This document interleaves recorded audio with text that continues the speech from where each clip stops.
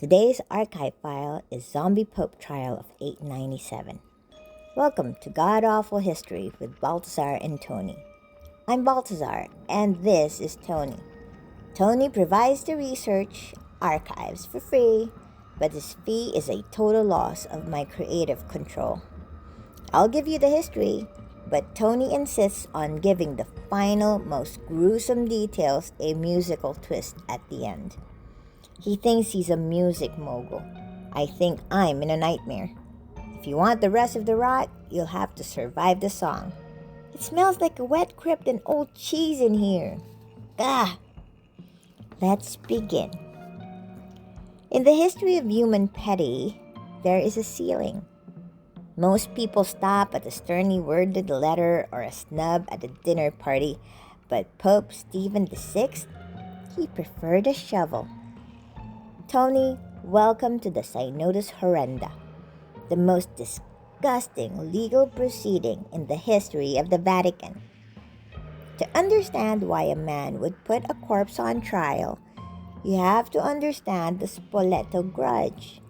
It started in 892 at the Cathedral of Ravenna. Formosus, our victim-to-be, was forced to crown Lambert of Spoleto as co-emperor. In his private correspondence archived for the curious in the Annales Bertiniani, Formosus called the Spartans pagan barbarians. He was a man trapped between powerful families, and in February of 896, he finally snapped, betraying the Spartans by crowning a rival Carolingian king, Arnulf of Carinthia. Formosus died of a stroke just 2 months later. He thought he'd escaped. He was wrong. When Stephen VI, a literal puppet of the Spoleto family, took the throne in January of 897, the bill for that betrayal came due. Stephen ordered the body of Formosus exhumed. This wasn't a clean skeletal recovery. This was a 9-month-old cadaver pulled from a damp Roman crypt. Primary research from the Anthropodoses by Liutprand of Cremona, the go-to source of the 10th century scandal, confirms the scene was a sensory catastrophe. Formosus was juicy, Tony. Adipose hair, that waxy grave wax, had likely begun to form. Because of the decaying spine has the structural integrity of wet cardboard, the guards had to use coarse hemp ropes to lash him to the golden throne in the Basilica of St. John Lateran. They tied him tight just to keep him from sliding onto the floor like a bad Sunday roast. Ugh! I can just see it. The charges? Perjury and unlawfully ascending to the papacy. Stephen spent hours pacing the floor, screaming questions at the silent, tattered remains. He even hired a teenage deacon to hide behind the throne and provide the voice for Formosus. Imagine the psychological toll on that kid, Tony, crouched in the shadows, breathing in the rot of a 9-month-old pope, while a madman screams at his head. According to the Synod of Ravenna records, a literal earthquake struck mid-testimony, causing stones to fall from the basilica's ceiling. People claimed the building was trying to vomit out the blasphemy, but Stephen did not flinch. The odor was so thick that the cardinals had to press incense-soaked cloths to their faces just to stay in the room. The verdict was, unsurprisingly, guilty. They applied damnatio memoriae, the total erasure of his legacy.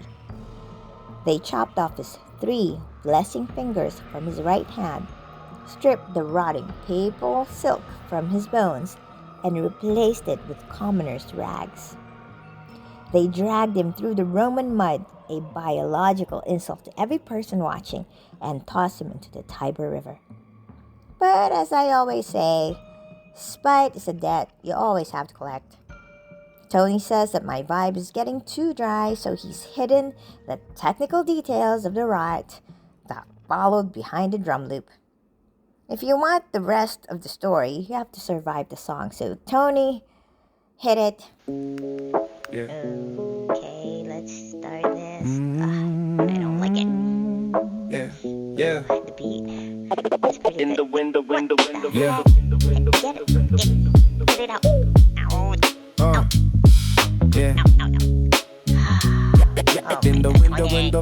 Yeah. In the winter of 897, the gavel strikes stone. Stephen calls for the master of a vacant throne. The Lateran Basilica where the incense is thick, but the scent underneath makes the cardinal sick. 9 months in the dirt, now he's back in the light, dressed in silk and gold thread for a trial tonight. Synodus Horrenda, the verdict is cast, judging the bones of a ghost from the past. Propped up on cedar, tied with the rope, the court of the living is trying to poke. Wait for the slump, watch for the ride. Guilty your breath that the world has forgot. Formosus was dug up 9 months in the grave, tied to the throne so the corpse would behave. They propped up his jaw while the judge screamed in rage. A biological circus on a cathedral stage. 3 fingers were severed, the body was stripped, then dumped in the Tiber where the current was gripped. The icks in the details, the biology is spite. His skin is like parchment, yellow and tight. The crowd holds their breath as the hinges start to fail. He's sliding off the throne looking ghostly and frail. The guard reaches out, grabs the shoulder, pulls him back. The sound of the silk is the dry tendons crack.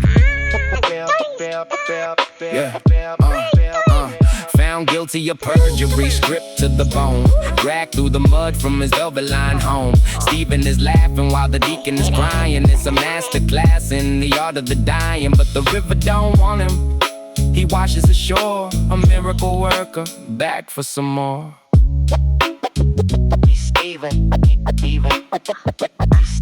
Stephen in the cell with the cord around his neck. Spite is a debt that you have to collect. The basilica's quiet, the incense is low. The Balthazar Archives. Watch the rock grow. Watch the rock grow.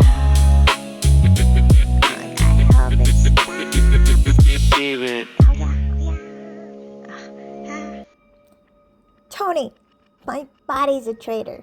Why did my tibia just pop and lock to a 9th century felony? It's humiliating. I feel sticky. And you, stop cheering, you blood-sucking enabler. Go find a cat. If you want to save me from Tony's cadaver beats, hit the button. I'll see you next time. Subscribe to the archives or Squeedo gets hungry. Now tell me in the comments, should Tony have to identify our next unlabeled forensic sample by scene alone, or should I just lock him in the morgue basement until he learns some manners?